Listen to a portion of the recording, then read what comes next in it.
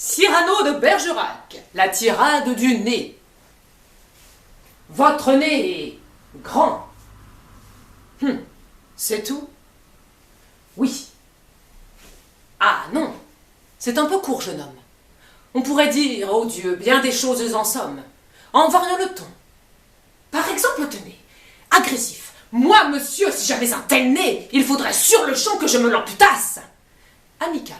Mais s'il doit tremper dans votre tasse pour boire, faites-vous fabriquer un anap. Descriptif. C'est un roc, c'est un pic, c'est un cap. Que dis-je, c'est un cap, c'est une péninsule. Curieux. De quoi sert cette oblongue capsule? D'écritoire, monsieur? Ou de boîte à ciseaux? Gracieux.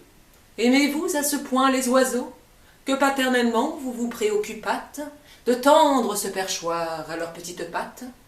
Truculent. Ça, monsieur, lorsque vous pétunez, la vapeur du tabac ne vous sort-elle du nez sans qu'un voisin ne crie au feu de cheminée? Prévenant.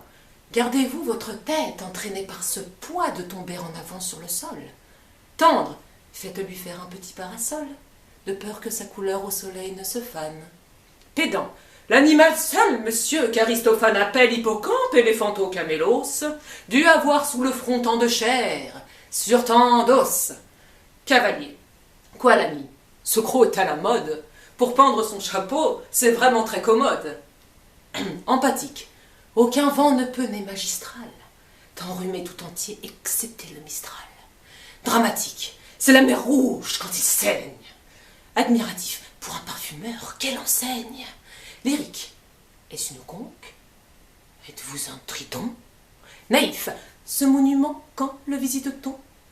Respectueux. Souffrez, monsieur, qu'on vous salue. C'est là ce qui s'appelle avoir pignon sur rue. Campagnard. Hardé, c'est-il un nez? Non, non, non. C'est qu'un navet géant ou ben qu'un melon nain. Militaire. Pointez contre cavalerie. Pratique. Voulez-vous le mettre en loterie? Assurément, monsieur, ce sera le gros lot. Enfin, parodiant Pyrame en un sanglot, le voilà donc ce nez qui des traits de son maître a détruit l'harmonie. Il rougit, le traître. Voilà, mon cher, ce qu'à peu près vous m'auriez dit, si vous aviez un peu de lettres et d'esprit. Mais d'esprit, oh, le plus lamentable des êtres, vous en eûtes jamais un atome.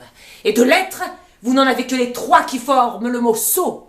Usiez-vous d'ailleurs l'invention qu'il faut pour pouvoir là, devant ces nobles galeries, me servir toutes ces folles moqueries, que vous n'en usiez pas articuler le quart de la moitié du commencement d'une, car je me les sers moi-même avec assez de verve, mais je ne permets pas qu'un autre me les serve.